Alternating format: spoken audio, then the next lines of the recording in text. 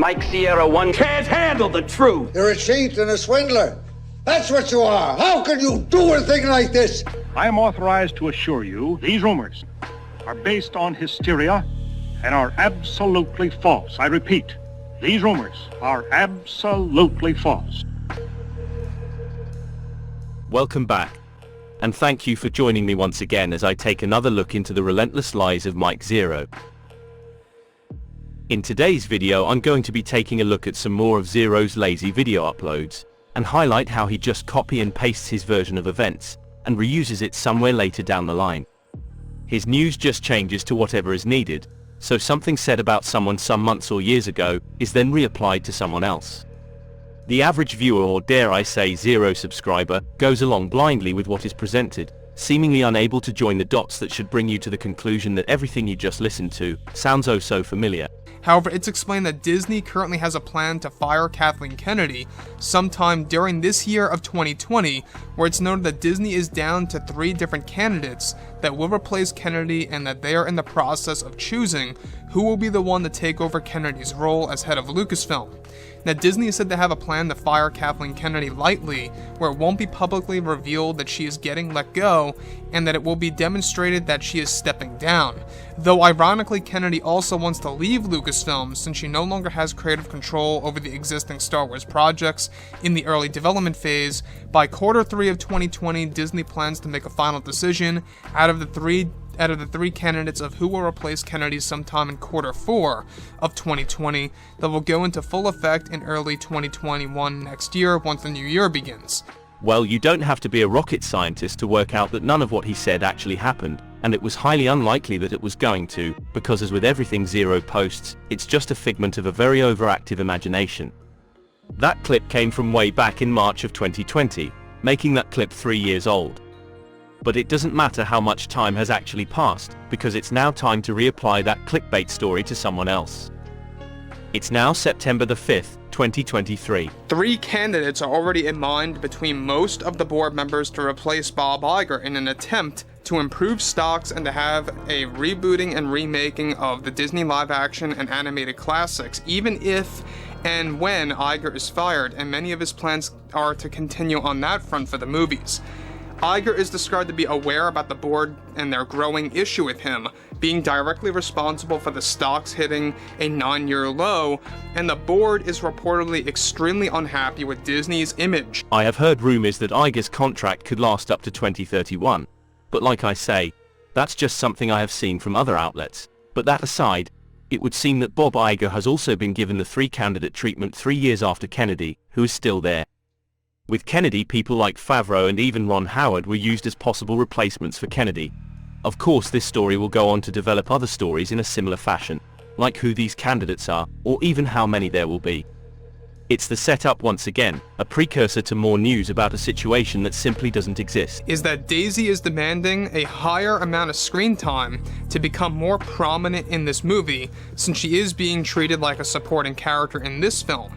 Since the script for the movie is not just finished yet and on pause from the writer's strike, Daisy has taken this opportunity to make these heavy demands with Disney and those over at Lucasfilm. Disney is said to already have a backup plan now on full blast on recasting Daisy if things get too out of hand, and that they are reportedly not caving in and not giving in to upping her payout, nor are they giving in to upping her screen time either, since this movie is said to be having, of course, a very strict budget, since it is described to be a smaller scale film. Another clip for you from July the 15th, 2023, and Daisy Ridley has put her head on the chopping block, it would seem. This is supposed to hail from drama surrounding the new Ray-centered film that was announced at Celebrations Europe 2023, which was held between April the 7th and 10th at the Excel Centre, London, England. The main crimes that Daisy has committed is wanting more screen time and more money. One development has to do with the firing of Zegler from a Snow White project by Disney. In a shocking turn of events, as it turns out, the main reasoning behind Zegler's firing from the Snow White sequel to the 2024 film had much to do with Zegler's growing demands over a large pay increase, since Disney's plan was to release this film by 2026 with plans of keeping the same amount of screen time for Zegler and a near similar pay in the following film. that they initially fired her from. As it turns out, the firing of Ziegler happened well before they axed this project. Rachel Zegler in the same boat as Ridley, who would have thought it? But not only that, another project has been shelved in a video from September 9, 2023, a project of Zeroh's own making. As I said from the start of the video, the patterns are there, if you're only willing to hear them. The stories remain the same, but it's the people that are switched out. And here are more examples of just that. The following videos are from August 2nd, the 8th, and September 8th.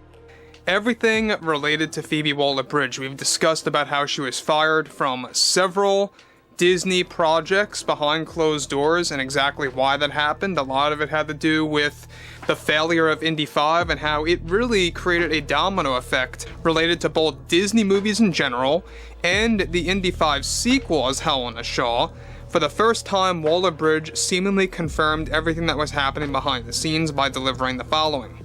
One major development is that Lizzo is now getting into big arguments with the Disney higher-ups for firing her from Mando season, of course, 4 and other Star Wars projects, including Dave Filoni's movie, where she was set to portray 3 different Star Wars characters in the Star Wars universe.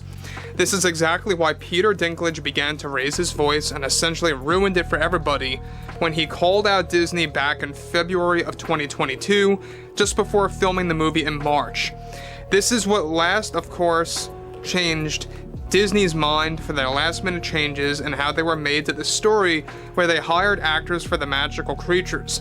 However, Dinklage was said to have lost many roles from Disney after raising his voice, where he was supposed to make more appearances in many Marvel films and shows moving onwards, including the future Avengers films.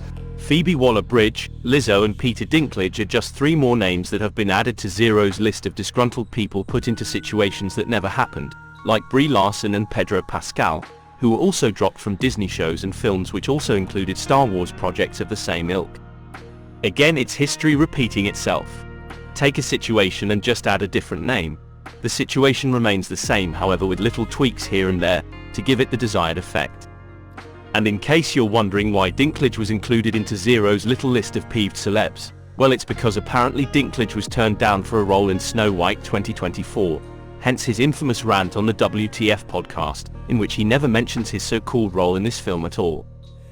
And one last thing before I draw a line under this video. In past videos I have explained how Zeroh would always move the goalpost with dates he has given to events he claimed will happen. Well, I waited this long before my next video for one reason, and that reason was D23. In a video by Zeroh dated the 19th of July 2023, he stated the following. Bob Iger and the board decided to fully cut back on the marketing of Snow White, including the cancellation of a planned teaser trailer dropping this month of July that has now been moved until September during its D23 event that takes place earlier in the month, followed by a planned official full-length trailer during the Christmas season. He reiterated this fact in another video dated the 25th of July 2023, in which he said basically the same thing. A trailer was coming in July and now it's coming in September at D23 instead. The ultimate decision that was recently made between Iger and the board was to cancel the official trailer of Snow White and any kind of significant footage for the film at this year's D23 event to showcase to the public. The board reportedly canceled their plan for the trailer to debut at D23 just 3 days ago, as it turns out. Once again, Zeroh promises so much so he can get all the clicks with false and misleading news, and when the time comes he delivers nothing but excuses to cover the lies he bought you in the first place. For well over a month of telling you that a trailer was coming in July, when July was coming to an end, he made it seem as though Disney wanted it at D23 instead.